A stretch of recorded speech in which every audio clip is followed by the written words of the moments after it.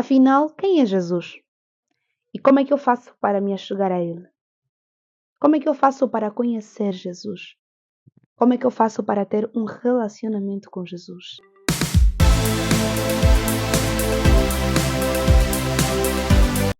Olá a todos, paz e graça. Eu sou a Diodete Lumeca, a irmã caçula de Jesus. E nesse vídeo eu quero partilhar com vocês 5 passos indispensáveis para a construção de um perfeito relacionamento com Jesus. Então, se você é novo convertido e está a caminhar agora com Jesus e quer se firmar na fé e não sabe por onde começar, eu te ajudo nessa caminhada com Jesus. Antes de começar o vídeo, eu quero já te convidar a subscrever ao canal, caso não sejas subscrito. Aperta o sininho das notificações para receberes em primeira mão todos os vídeos que a irmã Caçula de Jesus vai postando aqui, partilhando a palavra do Senhor. Convido mais pessoas a se subscreverem, a fazerem a família crescer, para todos sermos edificados e recebermos mais da palavra do Senhor em nossos corações. Vamos a isso, aos 5 passos indispensáveis para ter um relacionamento perfeito com Jesus. O primeiro passo para ter um relacionamento com o Senhor está no Evangelho de Mateus, no seu capítulo 11, verso 28, que diz assim a palavra do Senhor: "Vinde a mim todos os que estáis cansados e sobrecarregados."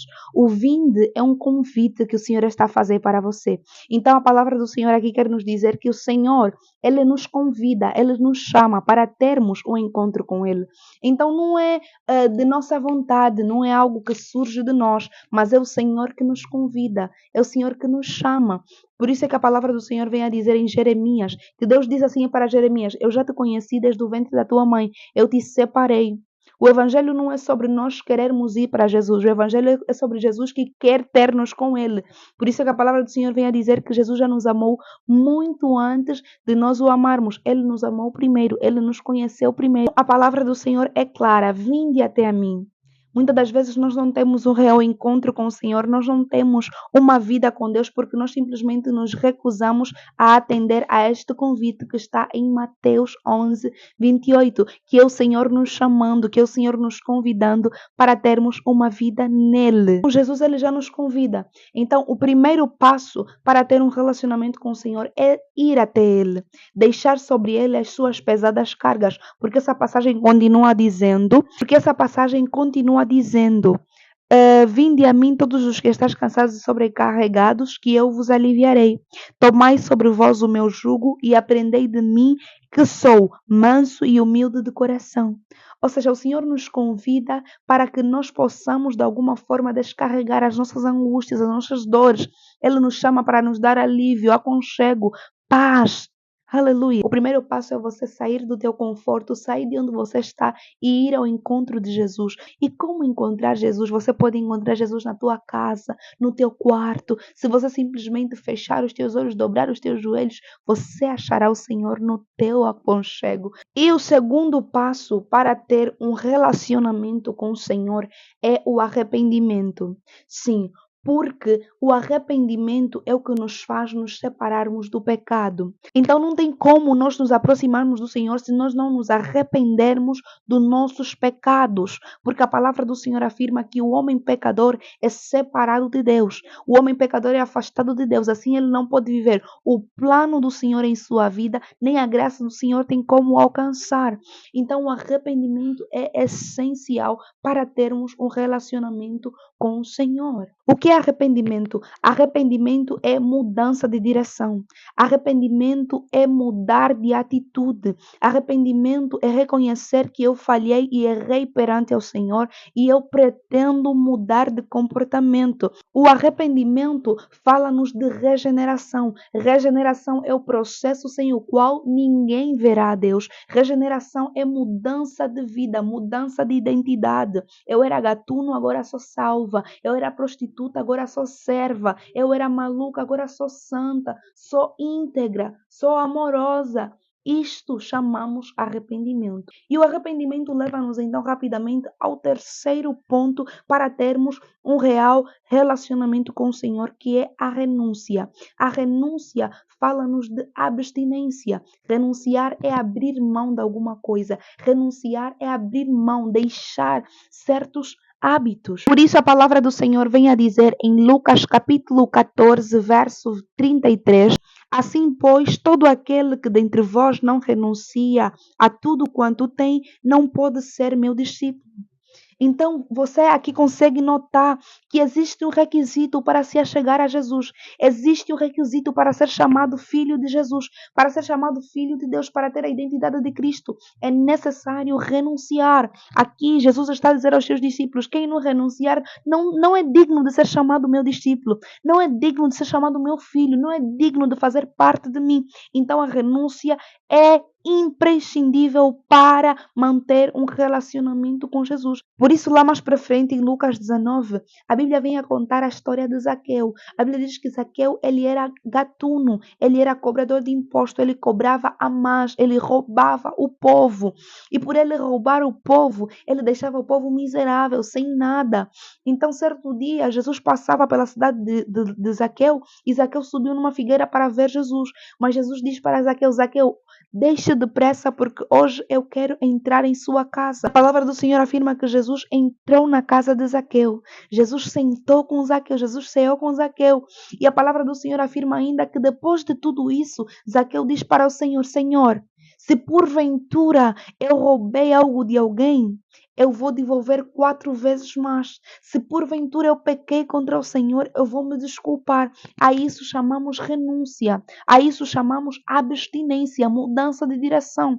E a palavra do Senhor afirma que quando Zaqueu disse essas palavras, Jesus disse para Zaqueu: agora sim a salvação entrou nesta casa, entrou na vida de Zaqueu. Então eu começo a perceber que o facto de Zaqueu ter Jesus em sua casa não lhe garantiu salvação, mas o que lhe garantiu salvação é o facto de Zaqueu ter renegado a sua vida, renegado os seus maus hábitos, a sua má conduta de gatuno.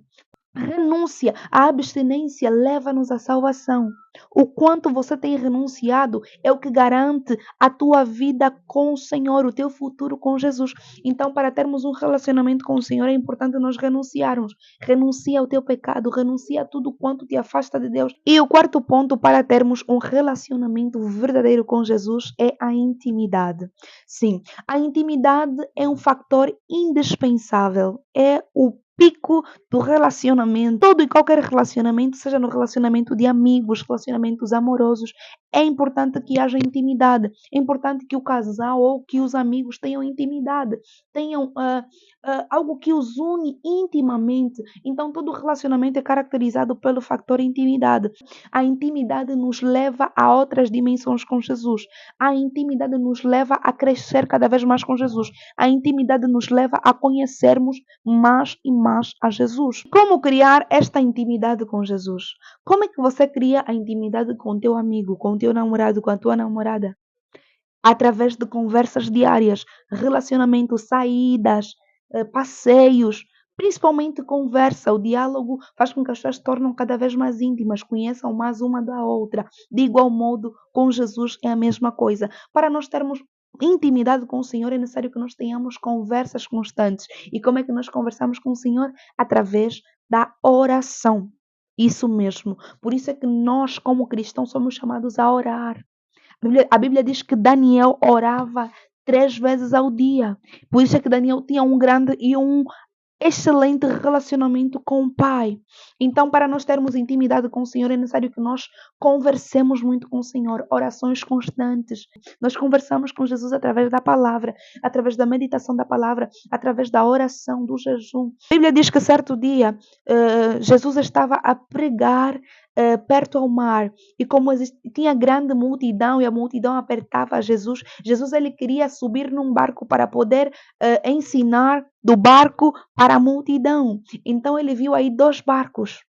Tinha um barco de uma pessoa e o outro barco era o barco de Pedro. E a Bíblia diz que Jesus entra no barco de Pedro. E Jesus, do barco de Pedro, começa a ensinar a multidão. Depois de Jesus terminar de ensinar a multidão, Jesus diz para Pedro: Pedro, nós vamos onde o mar está alto para fazermos a pesca. E aí Pedro diz para Jesus: Jesus, eu já estive aqui a noite toda e não pesquei nada. E Jesus disse: vamos até o mar profundo, onde o mar está mais alto. E ali foram Jesus e Pedro. E a Bíblia afirma que Pedro fez a maior pesca da sua vida. Mas a minha inquietação está por que Jesus preferiu entrar no barco de Pedro do que entrar no barco da outra pessoa. Porque Pedro, ele era íntimo de Jesus. Pedro era discípulo de Jesus. A Bíblia afirma que Jesus tinha 12 discípulos, mas dos 12 discípulos, apenas 3 eram mais íntimos de Jesus. Dentre eles, Pedro, João e Tiago. E Pedro era um dos íntimos de Jesus. Por isso é que Jesus, olhando para os dois barcos, ele preferiu entrar no barco daquele com quem ele tinha intimidade. E eu começo a entender que Jesus, ele só entra no barco de quem ele tem intimidade. E Jesus só opera milagres no barco de quem ele tem intimidade. A pesca milagrosa não é para o outro barco. A pesca milagrosa é para o barco com quem Jesus tem intimidade. Qual é a intimidade que nós temos com o Senhor?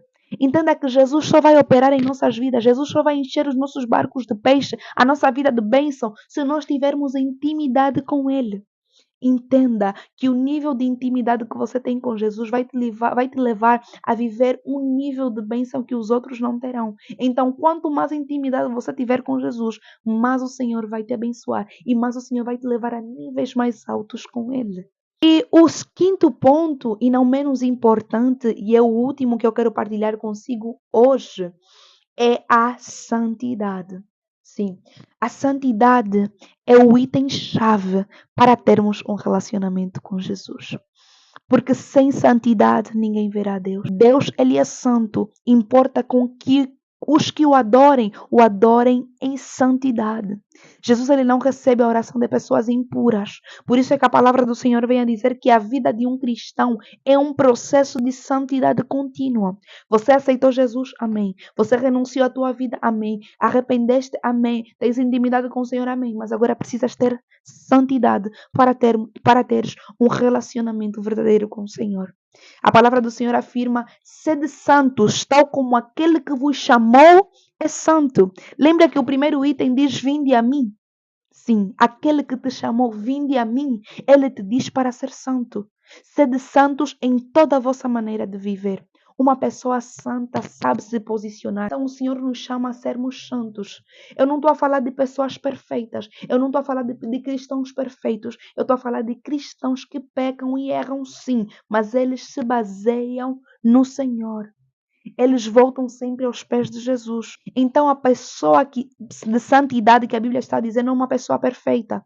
Ela é como uma pessoa, assim como diz Mateus 7,24, uma pessoa que edificou a sua casa sobre a rocha. Vêm os ventos, ela não cai. Uma pessoa que edificou a sua casa sobre a rocha não quer dizer que não venham ventos e tempestades. Vêm sim, mas ela não cai. Mas a pessoa que edificou a sua vida sobre a areia, vem vento e tempestade e ela cai.